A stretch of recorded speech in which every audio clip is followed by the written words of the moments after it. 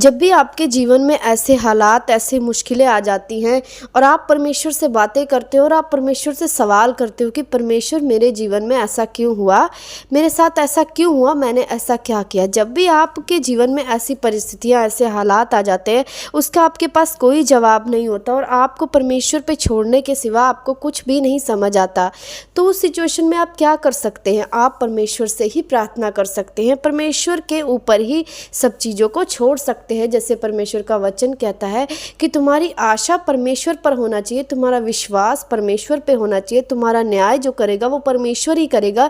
संपूर्ण मन से परमेश्वर पर ही आपको विश्वास करना चाहिए कि तू अपनी समझ का सहारा ना लेना, वरन संपूर्ण मन से यहोवा पर भरोसा रखना।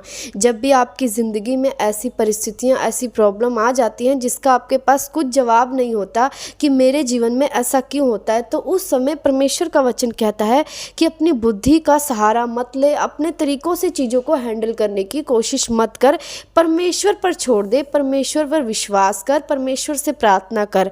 अब जब आप प्रार्थना करते हैं तो प्रार्थना आप कैसे करते हैं? हमारा विषय यही है कि हम प्रार्थना कैसे करें।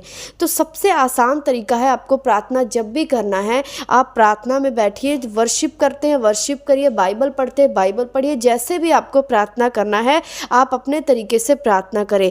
पर प्रार्थना आपका सिर्फ आपके शब्द नहीं होने चाहिए कि आप क्या चाहते हो कि परमेश्वर ऐसा हो रहा है, ऐसा हो रहा है, ऐसा कर दो। आपको हमेशा बिना बाइबल के प्रार्थना बिल्कुल नहीं करनी है। अगर आप भजन सहायता पढ़ते हो तो भजन सहायता में हर जगह लिखा हुआ है, आप पढ़ते हो कि सहायता के लिए कैसे प्रार्थना करें, छुटकारे के लिए कैसे प्रार्थना करें, शत्रुओं से दूर होने के लिए कैसे प्रार्थना करें, परमेश्वर का धन्यवाद कैसे करें। हर एक विषय में अगर आप भजन सहायता पढ़ते हो तो उसमें प्रार्थना ही लिखा है कि कैसे करते हैं।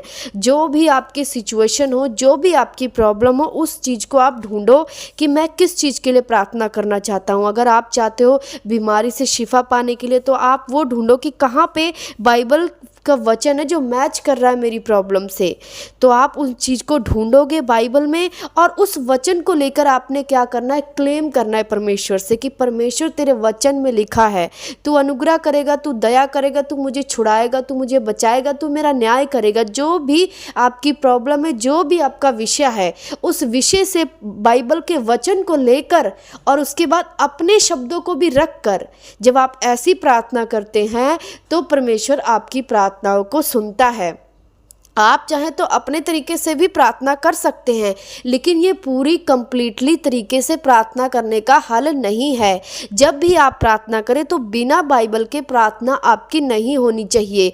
परमेश्वर आपकी ऐसी प्रार्थना भी सुनता है जब आप खुद प्रार्थना करते हो सिर्फ अपने शब्दों से, पर जब आप बाइबल के वचन को लेकर परमेश्वर के सामने क्लेम करते हो कि परमेश्वर तेरे वचन में लिखा है कि यीशु मसीह तेरे कोड़े खाने से मैं चंगा हो चुका हूँ, आप वचन को क्लेम करते हो अपने प्रॉब्लम के साथ, तो परमेश्वर आपकी प्रार्थनाओं का उत्तर देता है और परमेश्वर आपकी प्रार्थनाओं को सुनता है, क्योंकि वचन से की गई प्रार्थना का रिजल्ट हमेशा आता है। तो आपको जब भी प्रार्थना करनी है, सबसे आसान तरीका है बाइबल के वचन को देखो कि आपकी प्रॉब्लम कहाँ मैच कर रही है और उस वचन को क्लेम करो, और उसके बाद कुछ अपने शब्द भी रखो और परमेश्वर के वचन को क्लेम करो, और उसके बाद आपकी ये प्रार्थना कंप्लीट होती है। और ये बिल्कुल सही तरीका है परमेश्वर के सामने अपने शब्दों को रखने का। जब भी हम न्याय के लिए, इंसाफ के लिए लड़ते हैं तो आप देखते हैं कि जब भी हम यहाँ कोर्ट वगैरह में जाते हैं या केस होता है तो जो वकील होता है वो कैसे लड़ता है? वो यही नहीं बोलता कि ये बेकसूर है या ऐसा है या ये प्रॉब्लम थी, ऐसा इसको ये था तो जज ये बेकसूर है, इसे माफ़ कर दो।